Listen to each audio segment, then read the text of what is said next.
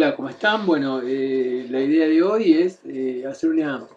integración, digamos, una especie de repaso de los temas que vamos a trabajar en el primer parcial de la materia. Yo dividiría estos temas en dos fases. Una es la de los modelos de intervención, el modelo liberal positivista y el modelo de asistencia legitimada, y otro tiene que ver con, digamos, los temas que consideramos como más significativos, más relevantes a trabajar, divididos en distintos ítems que ahora vamos a detallar. Uno de ellos es la modernidad, otro de ellos es el concepto de cuestión social, otro de ellos es el aporte del texto Los medios de buen alcanzamiento de Michel Foucault, también la relación de la iglesia y el sindicalismo como las primeras formas de intervención social en nuestro país, algunos comentarios vinculados con el texto Bismarck o Keynes de Ushuani,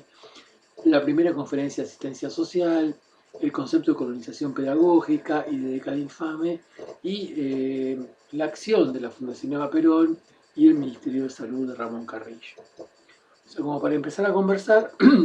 y siguiendo la secuencia en que venimos trabajando desde que comenzamos el año, desde que comenzamos la cursada, diría, lo primero que me parece importante es entender qué entendemos por modernidad, o conceptualizar, mejor dicho, qué entendemos por modernidad.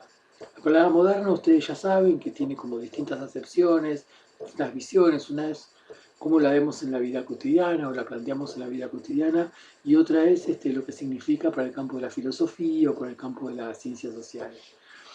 Es decir, que en la modernidad, según Habermas, que es el autor que nosotros utilizamos y frecuentemente citamos, Habermas dice: lo moderno expresa la conciencia de una época que se relaciona con el pasado, considerándose a sí misma como el resultado de la transición de lo antiguo a lo nuevo. Es decir, que la modernidad se considera como un resultado, es decir, como un producto, es decir, como una transición, como algo positivo, por llamarlo de alguna manera, generado en este transcurrir de la historia que va de lo antiguo, es decir, del pasado, hacia el presente. Incluso para la modernidad, sobre todo para la modernidad, la esencia del pensamiento moderno, todo lo que connote pasado va a ser pensado como algo negativo, como algo, como estadio previo a este presente que tiene que ver, sí, con las características de la modernidad. Desde ese punto de vista se construyen las prácticas, desde ese punto de vista se construyen las instituciones, incluso hasta los estados-nación. Nosotros podríamos decir, la construcción del Estado-Nación argentino a partir de la generación del 80 está muy vinculada a esta idea de modernidad. Tal vez por eso se lo denomina técnicamente como Estado moderno. Sabemos también que la modernidad puede ser vista desde distintos enfoques, económico, político, filosófico, estético, y también como autorreflexión. Básicamente, cuando hablamos de autorreflexión nos referimos al texto de Nicolás Casullo, que ustedes han trabajado y que hemos trabajado también a través de este medio y a través de algunas presentaciones en diapositivas. Pero básicamente la idea de autoconciencia tiene que ver con la irrupción del pensamiento moderno y la posibilidad de que la conciencia ya no pertenezca al orden de lo divino, sino que pertenezca al orden de la humanidad. De ahí que podamos vincular el concepto de autoconciencia también con el concepto del poder del autor, que parece bastante claro en el texto de Casullo. La modernidad habría que entenderla, como decíamos al principio, de distintas dimensiones.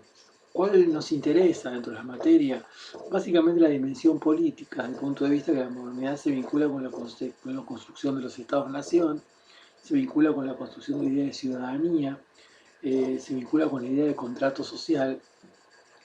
Y obviamente estos tres elementos que acabo de mencionar van a requerir de intervenciones a través de políticas sociales, a través de políticas públicas e incluso de intervenciones sociales, y después, más tarde, de intervención de una disciplina específica como el trabajo social. Pero uno puede entender que la pedagogía moderna es una forma de intervención social, como también lo es la medicina moderna o la psiquiatría moderna. Ya tienen una connotación de intervención social en el sentido que la finalidad no se vincula con lo divino, no se vincula con el mandato bíblico que vendría del medioevo, sino que se vincula básicamente con mejorar la situación de la sociedad. Estos serían como elementos básicos como para poder, si esperemos que sean útiles, como para poder adentrarnos en los textos que ustedes tienen para ver de modernidad, para repasar los videos y también las presentaciones en diapositivas. Otro punto que nos parece importante desde el punto de vista del repaso es qué entendemos por cuestión social y los antecedentes de las manifestaciones de la cuestión social en Argentina. En principio, tenemos que entender que la cuestión social se vincula con el proceso de modernización del Estado-Nación. Justamente, modernización nos remite a lo que decíamos recién, hablábamos de modernidad. Y esto lo ubicamos entre 1860 y 1880, son 20 años. Pero también la cuestión social se vincula dentro de ese proceso de modernización del Estado con las migraciones y podemos entender la cuestión social desde Morris, donde se plantea algo así como la totalidad de las consecuencias sociales, laborales, ideológicas de la modernización e industrialización nacientes. ¿Qué son esas consecuencias? Las consecuencias son problemas sociales, es decir, la cuestión social es como una serie de cuestiones que sumadas en determinado contexto y articuladas en determinado contexto van a ser generadores o generadoras de problemas sociales. Y también focos de tensión social, es decir, de puja social por mejores salarios, por mejores condiciones de vida, etc. O sea que la cuestión social dialoga, diría yo, básicamente, desde el punto de vista que nos interesa trabajar en trabajo social, dialoga con la construcción de problemas sociales a partir de una serie de elementos que son contextuales, que tienen que ver con diferentes contextos y que incluyen, por supuesto, la contradicción capital-trabajo, pero no podemos recortar desde nuestro punto de vista a la cuestión social solamente a ese tema, sino que también juegan elementos de colonización cultural, étnicos, de prejuicio racial, de migraciones, que se suman, obviamente dialogan, se entrecruzan con los temas vinculados con la contradicción entre capital y trabajo. ¿Cuáles serían las manifestaciones de esa cuestión social? Bueno, las manifestaciones las tendríamos a la inmigración, digamos en la cuestión social argentina, que surge a fines del siglo XIX, junto con la creación del Estado moderno, como decíamos antes, la cuestión urbana, es decir, un fuerte proceso de urbanización del país, que se da a nivel mundial, es decir, crecen de una manera muy rápida las ciudades, entonces crecen problemas sociales vinculados con esa urbanización, por ejemplo, problemas de vivienda, problemas de salubridad, problemas de vivienda que implican problemas de hacinamiento, pero también implican problemas de enfermedad. También aparece la cuestión obrera, es decir, el reclamo de los obreros, pero también las condiciones de trabajo que tienen los trabajadores que están en las fábricas que rodean a las ciudades o los barrios, como generadores de problemas sociales, por ejemplo, de enfermedades vinculadas al sector laboral al cual se esté perteneciendo. También todo esto va a traer dificultades de gobernabilidad de todo punto de vista, tanto a nivel micro como a nivel macro. Por supuesto que la cuestión social en términos de manifestación se manifiesta a partir de la desigualdad, a partir de la pobreza como efecto de la desigualdad, y si vamos a elementos más concretos, que son los que convocan la intervención, también, como decíamos antes, las condiciones de salubridad, procesos de enfermedad van a traer, en el caso de la Argentina, epidemias. La más conocida, que se la puede vincular claramente con la cuestión social, con las condiciones de vida,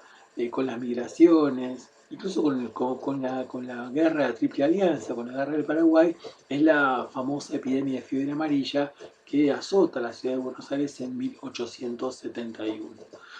Entonces, la cuestión social se transforma en una cuestión de Estado que va a ser manejada con una lógica, y esa lógica es la lógica liberal positivista de la generación del 80. Es decir, que esa lógica va a tener que ver con una presencia del Estado determinada y recortada, diría yo. Esa forma determinada y recortada va a tener mucho que ver con el higienismo, con las prácticas de medicalización de la sociedad, que también van a ser prácticas de disciplinamiento, de vigilancia, de registro y de inspección, que dialogan intensamente con el modelo liberal positivista que vamos a repasar dentro de un rato. Por otro lado, si vamos a mirar las prácticas, nos encontraríamos, como decíamos recién, con el planteo del modelo liberal positivista, pero podemos reflexionar de una manera un poco más profunda con esas prácticas a partir del texto en los medios de buen encauzamiento. Es un texto bastante interesante, tal vez un poco difícil, pero cuando uno le va encontrando la vuelta, va encontrando las coordenadas que lo ayudan a entenderlo, el texto es bastante rico y una forma de entrada, cada cual tiene la suya, pero una forma de abordaje del texto tiene que ver para mí con el ingreso de la modernidad en Europa, porque el autor que lo escribe es un autor francés, europeo, que lo que plantea es las transformaciones que la modernidad europea va a generar en ese continente a partir de una sociedad moderna, una sociedad que va a hablar de un individuo libre, que va a hablar de ciudadano, que va a hablar de Estado, que va a hablar de contrato social.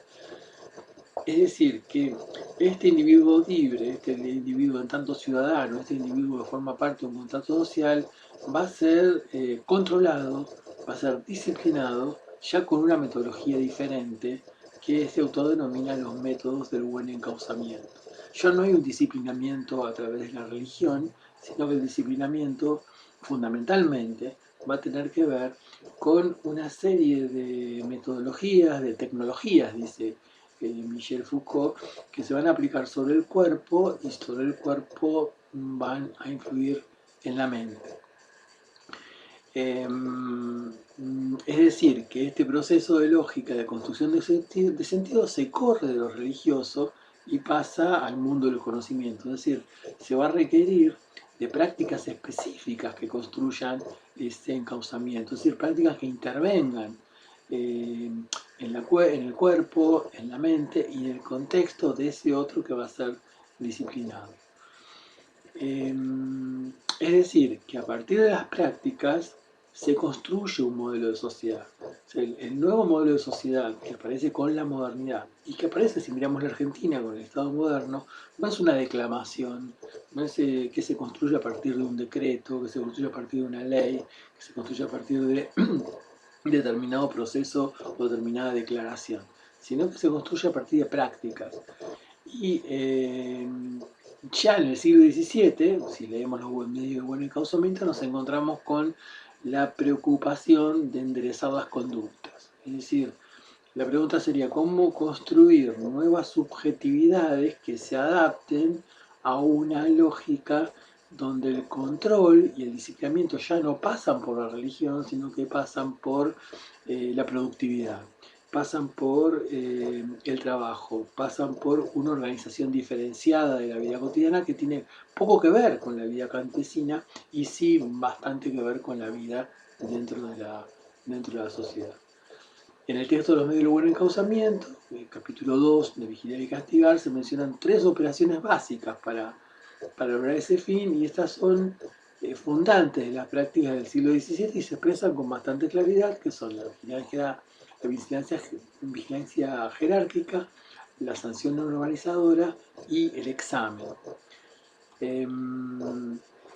Creo que con esto uno puede ya tener una idea de entrada, digamos, al texto. Los medios de buen encauzamiento, creo que hasta es un texto disfrutable y es interesante también verlo en el contexto de todo el libro. Vigilar y Castigar, que es un libro realmente impresionante, es una de las obras tal vez más importantes de la segunda mitad del siglo XX y aún hoy Es un libro que se sigue utilizando, que se sigue discutiendo, se utiliza mucho en la criminología crítica, a pesar de que Foucault muere en 1984 y este texto es de 1976. Hay una serie de conferencias que Foucault da mientras está escribiendo este texto que son recomendables para quien le interese el tema, que se llaman La verdad y las formas jurídicas, donde aparecen cuestiones que el autor trabaja en Vigilar y Castigar, que trabaja justamente los medios de buen encauzamiento, eh, no del todo completas, es decir, en las conferencias Foucault desarrolla algunas de las ideas que después va a poner de manera más prolija en el texto. Otro punto que nos interesaba repasar también es sindicalismo, cuestión social e intervención. ¿Se acuerdan que lo habíamos visto en función de la representación social de los problemas sociales? Es decir, de acuerdo a la representación social del problema que exista dentro de una sociedad, también van a ser las prácticas que acompañan a esa posible resolución o intervención sobre ellos, ¿no? Entonces tenemos como dato importante las mutuales obreras, por ejemplo la Sociedad Tipográfica Bonaerense, fundada en 1857, ya es un dispositivo de intervención social que tiene que ver con el cuidado de los obreros tipógrafos, de los obreros gráficos, en la provincia de Buenos Aires, y que en sus objetivos fundacionales ponía el concepto de proteger a los que necesiten un auxilio justo y prestar socorro a los miembros que se enfermasen o imposibilitasen para el trabajo. Es decir, ya hay una mediación entre el problema social y la organización obrera, en este caso, a través de la figura de la mutual. La figura de la mutual es una figura bastante utilizada, bastante recurrente en Argentina, que tiene que ver con la organización de trabajadores, como este caso, pero también podemos encontrarnos mutuales vinculadas con las migraciones, es decir, las mutuales vinculadas con la gente que procede de origen italiano, que funda el hospital italiano, por ejemplo, el hospital español, el hospital francés, es decir, las distintas primeras mutuales también se construyen a partir de las procedencias migratorias. De AMIA, la Asociación de Mutuales Israelitas Argentinas, sería un ejemplo, y también van construyendo dispositivos de acción social. Acá estamos trabajando la parte, hemos recortado en la parte del sindicalismo y la parte de la iglesia. Ya también, digamos, es interesante el estudio de las mutuales porque se vincula también con algunas ideas de alguna forma de socialismo que planteaba a las mutuales como una posibilidad de gobernanza o de gobierno que tuviese que ver con una sociedad más justa en contextos bastante complejos, difíciles de desempleo, de alta conflictividad social, como decíamos antes, de importantísima desigualdad y de muchísimo padecimiento y de muchísima injusticia social.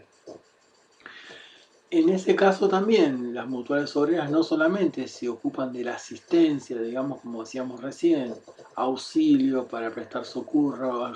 los miembros que se enfermasen o imposibilitasen para el trabajo, sino que también las mutuales obreras se van a encargar de lo que podemos llamar la formación cultural. Y se van a encargar de hacer una enorme cantidad de bibliotecas obreras que van a estar en todo el territorio de Argentina, van a ser socialistas, anarquistas, comunistas, en distintas proporciones, pero lo importante es que hay una gran cantidad de bibliotecas obreras. Y una biblioteca en ese contexto, creo que lo dijimos en uno de los videos anteriores, no es un lugar donde uno va a retirar libros, sino que una biblioteca era mucho más dinámica, era un lugar donde se leía, además de retirarse libros, donde se hacían obras de teatro, donde había muchísimo intercambio. Y por supuesto, en las bibliotecas obreras ese intercambio tenía que ver con los derechos de los trabajadores y con una fuerte impronta ideológica. Entonces, ¿qué implicaría lo mutual o la mutual? La mutual implica una búsqueda de solidaridad a través del encuentro entre distintos actores sociales, en este caso vinculados con un movimiento político, diría yo, como el anarquismo, el socialismo o el comunismo, que después van a ser partidos políticos, en algunos casos, socialismo y comunismo, eh, también vinculado con la extracción obrera de la persona, es decir, su condición laboral, es decir, construir un mecanismo de solidaridad que abarca la afiliación política o ideológica, la afiliación territorial, porque estas culturas están muy afincadas en los barrios, y también la afiliación laboral. Y aparece también como horizonte de intervención la organización, donde ahí sí hay dificultades, o mejor dicho, discrepancias en cómo anarquistas y socialistas entienden ese horizonte de intervención o ese horizonte de mirada, a dónde se quiere llegar con todo este armado de dispositivos mutual, biblioteca, lugares de encuentro, etc. Eso sería como para tener una vía de entrada de vuelta, que es un poco la idea de este video y del PowerPoint que lo acompaña, es que tengan vías de entrada como para poder hacer más fácil el acceso a los textos. Y otra vía de entrada, bueno, con lo que mencionábamos antes, era la acción social de la Iglesia. Surge a partir de una encíclica, que es la encíclica Rerum Novarum, que es de León XIII, que es de fin del siglo XIX. Se habla de la idea de catolicismo social, de la necesidad de que exista una acción caricativa, eh, la idea de construcción de círculos de obreros católicos, la idea era, por parte de la iglesia, uno podía interpretarla como que intentaban competir con los círculos de obreros anarquistas y comunistas, cosa que eran mucho más mayoritarios los primeros, de los anarquistas y los comunistas. Y alguna similitud desde el punto de vista de la caridad con las formas de intervención de la sociedad de beneficencia. En el caso argentino, uno lo que encuentra cuando investiga estas cuestiones, básicamente es una eh, poca presencia de la iglesia, si bien hay presencia de la iglesia en la acción social, obviamente durante todo el siglo XX, no es tan importante como en otros países de América Latina. Yo diría que desde nuestro punto de vista, y es un poco lo que transmitimos en la cátedra y lo que vemos en los textos y lo que venimos compartiendo, que la intervención social en los orígenes de nuestro país se vincula mucho con la acción del Estado, con lo que queda de la sociedad de beneficencia, que todavía está en vigencia, creada en 1823, que es una asociación paraestatal que tiene relación con lo religioso, pero no es religiosa. Decíamos, la intervención del Estado bastante recortada y canalizada a través de la higiene médica, como también dijimos, y una muy fuerte, una gran impronta sindical, que va a generar como una especie de marca a la acción social, que bueno, después va a ser retomada y va a ser como transmitida, por decirlo de alguna manera, en el sentido del para qué de la intervención social, y en el sentido de la lucha ya por los derechos de los trabajadores, que es un tema que viene un poquito más adelante. La iglesia intenta formar mutuales, no tiene mucho éxito en ese sentido, y bueno, uno podría ver, por ejemplo, digamos, la creación de Cáritas. Cáritas, si bien es un organismo que es internacional, que se crea a partir de la iglesia a nivel internacional, recién va a tener impacto real en la Argentina, según muchísimos autores, sobre fines de la década de los 50, o sea, mucho tiempo después de la época que estamos analizando, porque aquí estamos en 1920, más o menos antes de la crisis del 30, o adentrándonos en la crisis del 30. Como otro tema, digamos, siguiendo hablando de temas que nos parecen interesantes como para compartir esta idea de repaso y que les pueda ser útil en función de qué puntos son los que sirven para adentrarse dentro de los temas, profundizarlos y entenderlos mejor.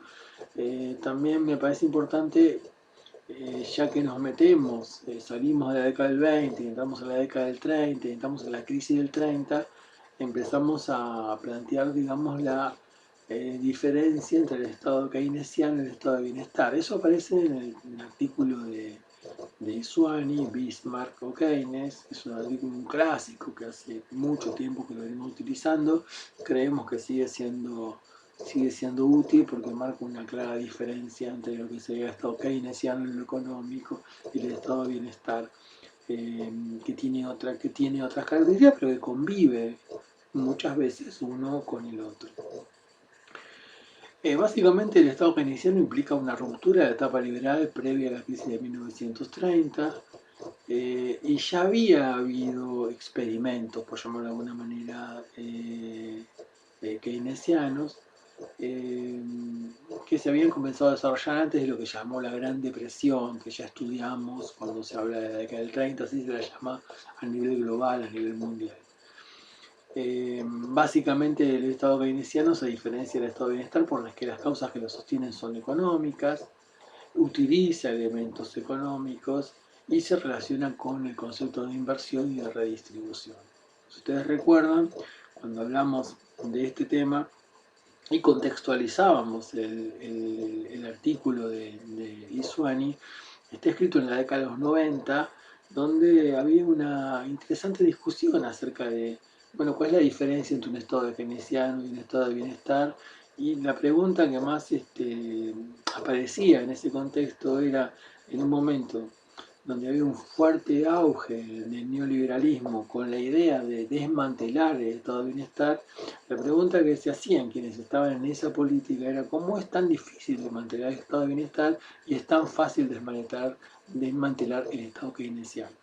Y acá es donde se aparece, digamos, esa digamos,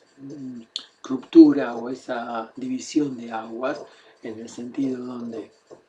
podemos encontrar que el estado de bienestar tiene estructuras mucho más rígidas, mucho más sólidas, mucho más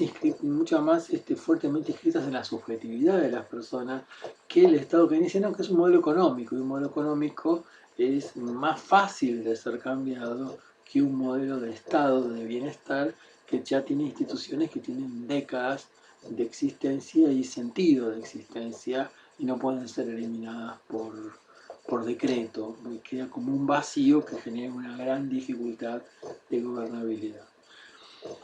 En el PowerPoint que les compartimos junto con este video tienen una diferencia, un cuadro de doble entrada con la diferencia entre el estado keynesiano y el estado de bienestar. Creo que esto les puede ser útil. Está en los Power que ya trabajamos, es una síntesis de Power que ya trabajamos, pero creo que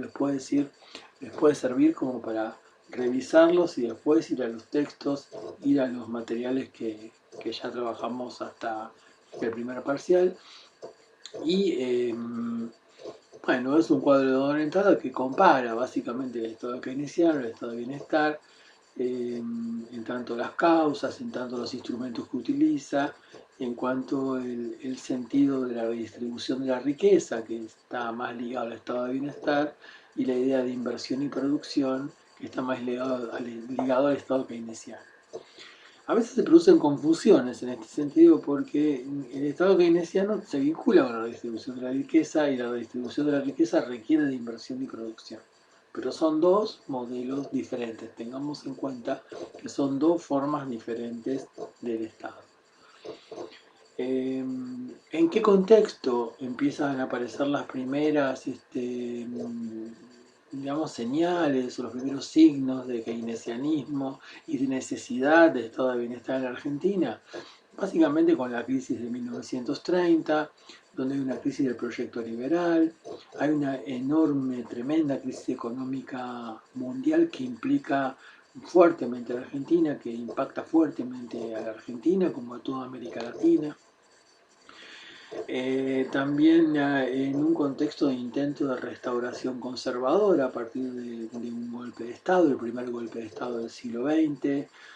que tiene la característica que es avalado por la Suprema Corte de Justicia, lo que garantiza entre comillas, le da seguridad a los próximos golpes de Estado que va a vivir la Argentina entre 1930 y 1976, una seguidilla de golpes de Estado que tal vez, como plantean algunos autores, como recuerdo ahora Horacio Berbisky, por ejemplo, que esta legitimidad que la Suprema Corte de Justicia le da al primer golpe de Estado facilita nuevos y más golpes de Estado, que fue lo que ocurrió, digamos, hasta 1976. En ese contexto de crisis de 1930, de este intento de restauración conservadora, como decíamos recién, es decir, volver al modelo liberal oligárquico de la generación del 80, no olvidemos que la ley Sáenz-Peña, 1916, trae con el voto universal,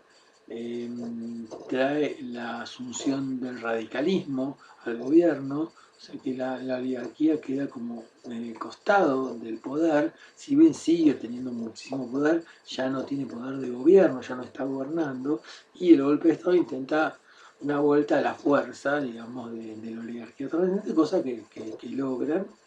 a partir del uso de la fuerza, como decíamos recién.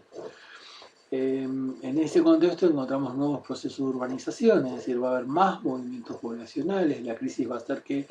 lo que llamamos el interior del país confluya hacia las grandes ciudades en la búsqueda de trabajo. Las economías regionales van a quebrar porque están vinculadas al modelo agroexportador que también está quebrado.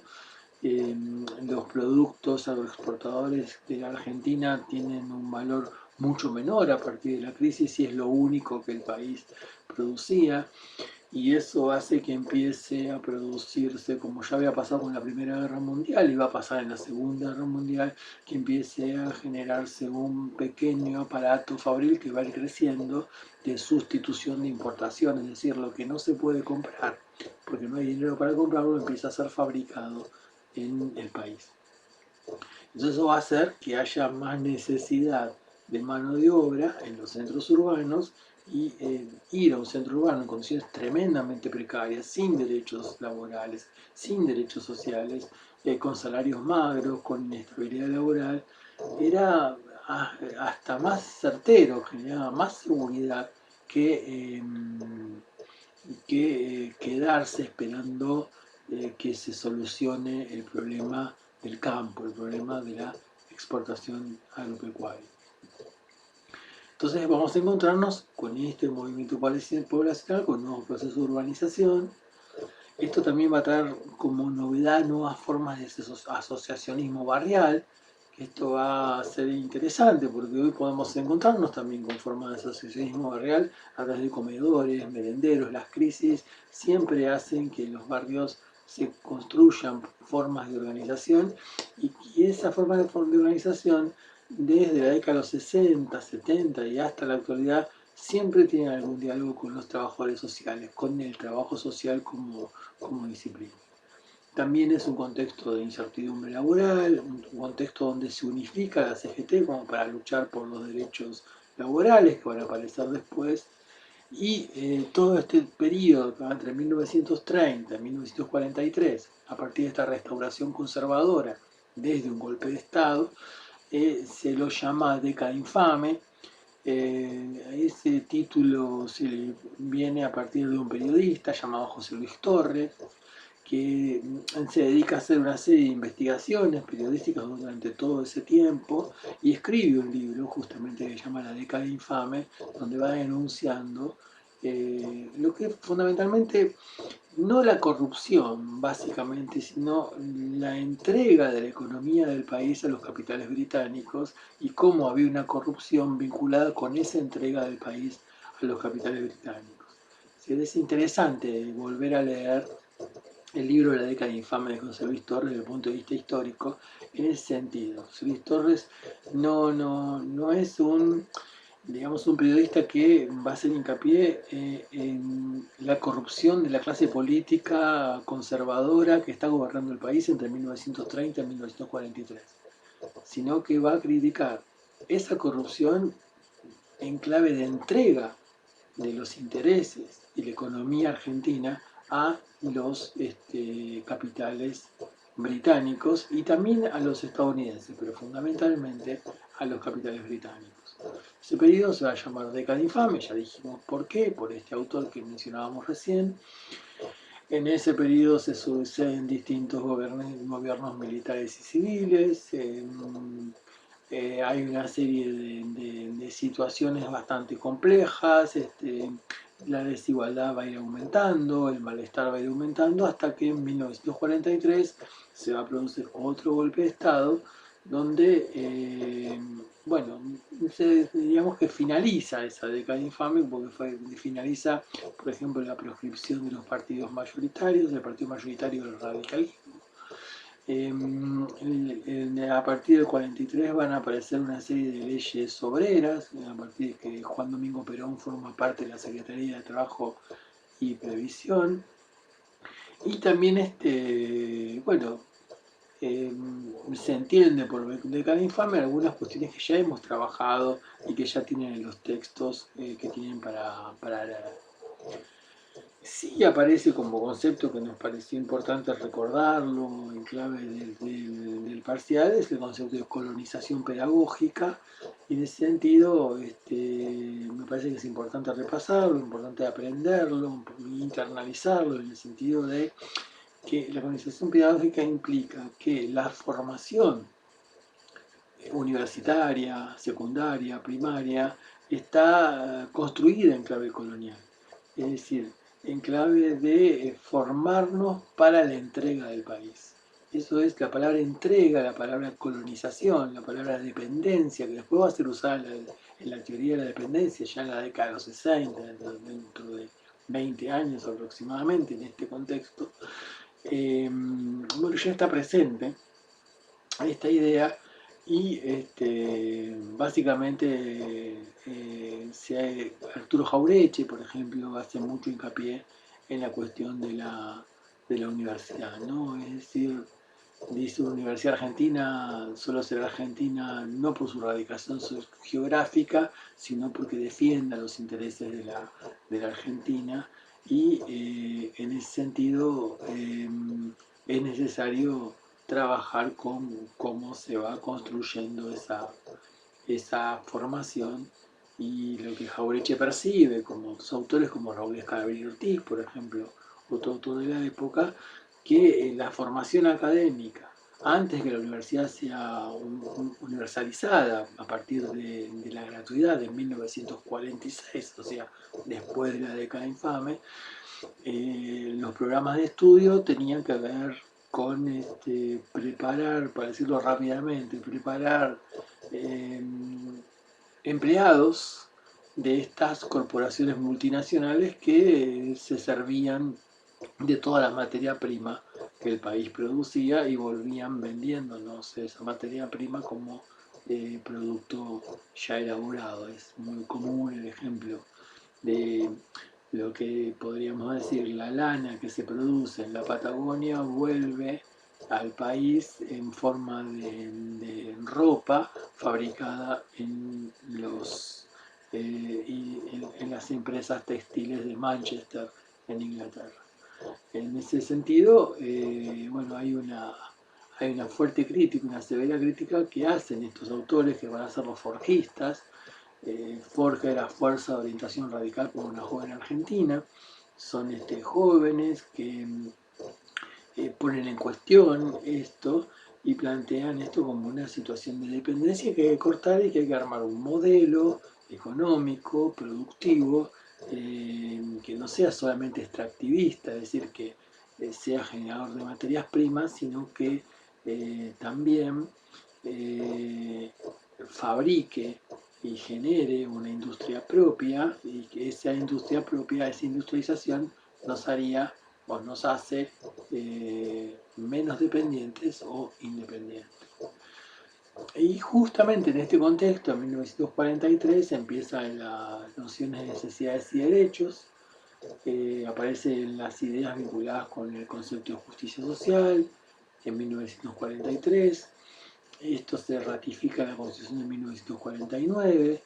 ustedes ya lo vieron, estos son 309 leyes laborales y 109 leyes de seguridad social que se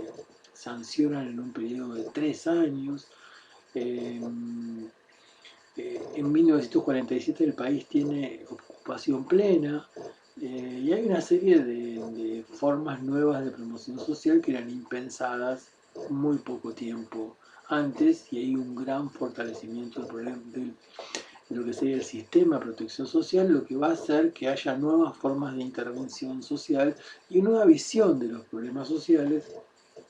a partir de la relación entre necesidades y derechos. En ese contexto tenemos también la creación de la Fundación Eva Perón, tema que hemos conversado, la creación del Ministerio de Salud, que va a apuntar a la erradicación del paludismo, a la creación de hospitales, escuelas, laboratorios de investigación, incluso la fabricación propia de medicamentos, es decir, que los medicamentos empiezan a fabricarse en la Argentina y es el Estado el que va a ser eje en esa fabricación, van a ser empresas estatales las que lo van a fabricar, y si Eva Perón tiene que ver con la fundación, la persona que lleva adelante esta política sanitaria totalmente novedosa para el mundo incluso, es Ramón Carrillo, que, bueno, es el que desarrolla esta línea de políticas sanitarias que mencionábamos recién.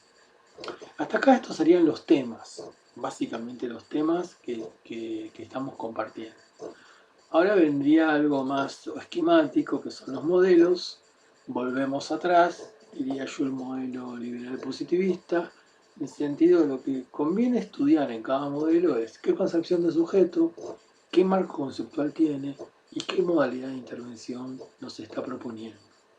Si vamos al modelo liberal positivista, lo que ustedes recuerdan, lo ubican a fines del siglo XIX, principios del siglo XX, hay una concepción de sujeto pasivo, responsable de su situación, condicionado por sus aspectos raciales, sujeto a controles y vigilancias, determinado por el contexto. Incluso recuerdan que hemos trabajado con algunos autores que ratifican esto, como Ramón Mejía, Carlos Octavio Bunge,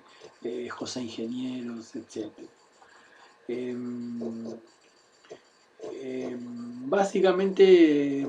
podríamos decir eso como elementos de entrada, obviamente, pero hay mucho más como para ver y para desarrollar, más en un contexto de parcial. Ustedes van a tener tiempo como para ir pensando y trabajando estos conceptos. El marco conceptual, dijimos, concepción del sujeto, marco conceptual. El marco conceptual del modelo liberal positivista se vincula con el positivismo, el sociologismo biológico, una fuerte influencia de las ciencias naturales y el entender la pobreza como una normalidad y una comprensión y explicación de los problemas sociales con una perspectiva normativa, es decir, que una persona que padece un problema social es una persona que debe ser observada porque probablemente esté transgrediendo o pueda llegar a transgredir la ley. Es decir, que ese marco conceptual también va a marcar una modalidad de intervención rígida, por ejemplo, donde la vigilancia jerárquica va a ser importante, donde todo lo que vimos en los medios de buen encauzamiento es bastante adaptable, digamos, a este marco conceptual y, por supuesto, a esta forma de intervención, que es el tercer ítem para ver en cada momento. Decíamos, visión de sujeto, marco conceptual, intervención típica, que tiene que ver, en el caso del modelo liberal positivista, con la detección, el control, la internación de niños, por ejemplo, de todo lo que podríamos ubicar en lo que llamaba en ese contexto desviación social, internarlo en grandes, enormes establecimientos, que van desde cárceles hasta institutos de menores, y una fuerte presencia de la vigilancia, el registro y la inspección. El contexto tiene que ver con la constitución del Estado moderno argentino, tiene que ver con la idea de población como problema, una ausencia del Estado y ausencia de políticas sociales y una tendencia a medicalización de la sociedad. Creo que con esto tenemos vías de entrada, palabra que usamos mucho en este video, como para estudiar estas cuestiones. El otro modelo que entra en el parcial, básicamente entran dos modelos, asistencia legitimada y modelo liberal positivista.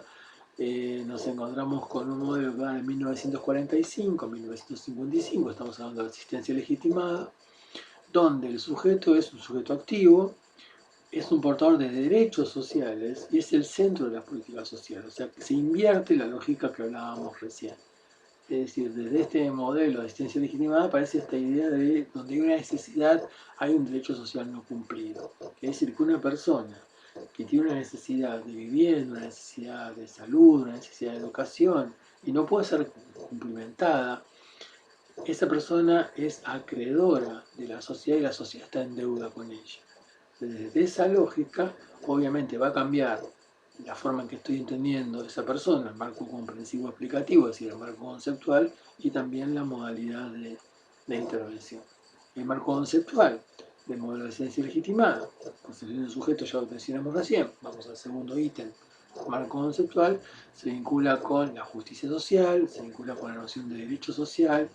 Hay un estadocentrismo muy fuerte, es el Estado el que regula las políticas públicas y las políticas sociales, e incluso es el que regula el sistema de protección social, y hay una política social, muy políticas sociales, o una política social fuertemente activa. La intervención va a tener que ver con la tensión entre necesidades y derechos. Va a estar esa tensión mediada, es decir, regulada, es decir, trabajada, resuelta a través de las políticas sociales, y va a estar relacionada con nuevas lecturas de lo social, que es producto de los cambios que se originan a nivel mundial a partir de la crisis del 30 y sobre todo a partir de la Segunda Guerra Mundial. En algún momento conversamos un poco sobre cómo surge el constitucionalismo social que a nivel mundial, uno podría decir, surge en California, en un congreso en Estados Unidos, en el estado de California, en la ciudad de San Francisco, si no me equivoco, surge el constitucionalismo social, es decir, aparece el concepto de derechos sociales, pero también en Querétaro, México, aparece esa cuestión, que ya venía de antes, pero ahora se empiezan a hacer, digamos, se empiezan a aplicar, empiezan a ser certeros, empiezan a ser reales y empiezan a formar parte de las constituciones, no solo de la Constitución Argentina en 1949, sino de muchas otras reformas constitucionales a nivel mundial. Y como también dijimos,